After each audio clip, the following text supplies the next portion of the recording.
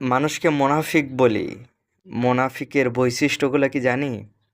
আচ্ছা, আমরা যে মানুষকে সবসময় বলি অমুক মোনাফিক, তমুক মোনাফিক, মোনাফিকি কারবার, মোনাফিকি করছে।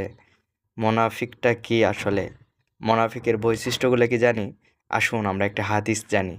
হাদিসটি বুখারী শরীফের ৩২ নম্বর হাদিস। হাদিসটি বর্ণনা করেন বিখ্যাত সাহাবী হযরত আবু হুরায়রা রাদিয়াল্লাহু তাআলা আনহু। তিনি বলেন, রাসূল সাল্লাল্লাহু আলাইহি ওয়াসাল্লাম বলেছেন, মোনাফিকের আলামত হচ্ছে ৩টি। ১ নাম্বার হচ্ছে যখন সে কথা বলে মিথ্যা বলে।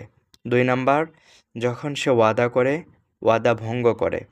৩ নাম্বার আলামত হচ্ছে আমানত রাখলে সে আমানত খেয়ানত করে। আচ্ছা, একবার ভাবুন তো, এই যে আমরা কথা বলার সময় কত শত মিথ্যা কথা বলি, আমরা মোনাফিক হয়ে যাচ্ছি না তো?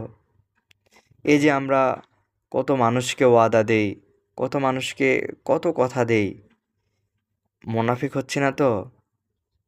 আমাদের কাছে বিশ্বাস করে কত মানুষ কত কে রাখছে, সবগুলো কি গচ্ছিত রেখেছি নাকি নষ্ট করে ফেলেছি?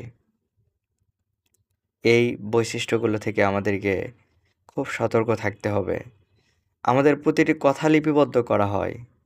আমরা কিভাবে মিথ্যা বলি, কিভাবে মানুষকে ধোঁকা দেই, মানুষের ওয়াদা ভঙ্গ করি, মানুষের আমানতকে আমরা খেয়ানত করি।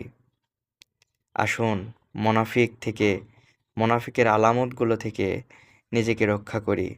হাদিসটি আপনার বন্ধুকে শেয়ার করে দিন।